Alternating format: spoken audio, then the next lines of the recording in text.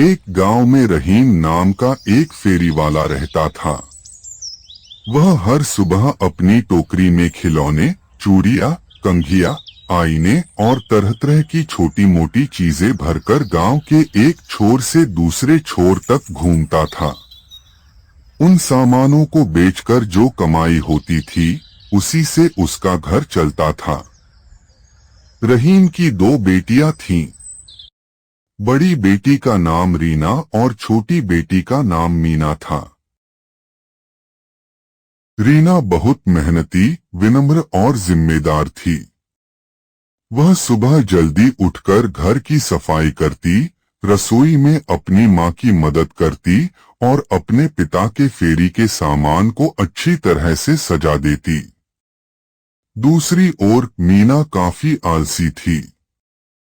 वह देर से उठती, काम करना पसंद नहीं करती और अपना अधिकांश समय दोस्तों के साथ खेलकूद में बिताती थी।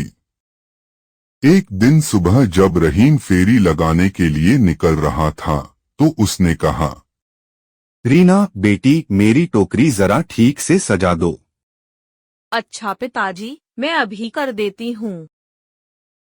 रीना ने बड़े ध्यान से सारा सामान सजा दिया, लेकिन मीना तब भी बिस्तर पर लेटी हुई थी।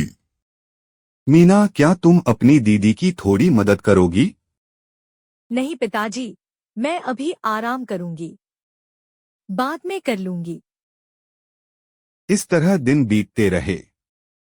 अचानक एक दिन रहीम बहुत बीमार पड़ गया। डॉक्टर ने आकर कहा कि उसे कुछ सप्ताह तक आराम करना होगा। यह सुनकर रहीम बहुत चिंतित हो गया। अगर मैं फेरी नहीं लगा पाया तो घर का खर्च कैसे चलेगा?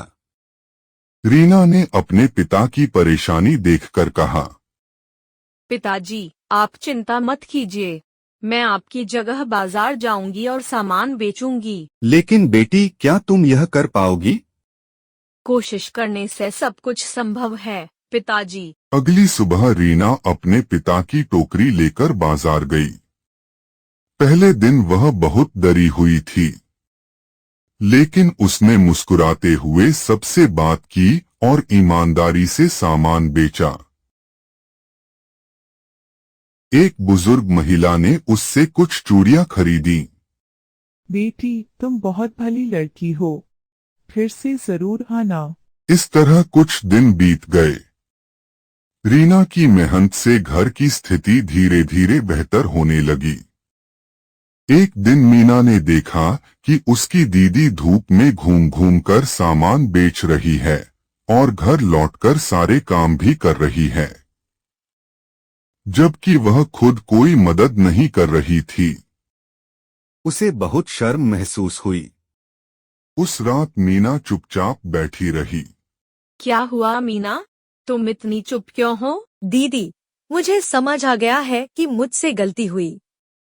आप अकेले इतनी मेहनत कर रही हैं और मैं सिर्फ अपना समय बर्बाद कर रही हूँ।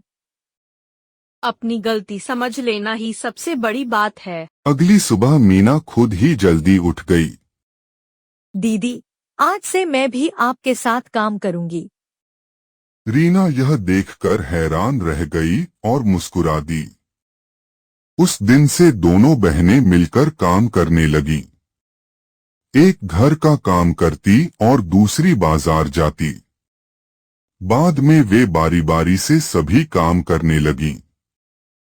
कुछ सप्ताह बाद रहीम पूरी तरह स्वस्थ हो गया। उसने देखा कि उसकी दोनों बेटियां मिलजुल कर घर की सारी जिम्मेदारियां संभाल रही हैं। रहीम की आंखों में खुशी के आंसू आ गए। मुझे तुम दोनों पर गर्व है।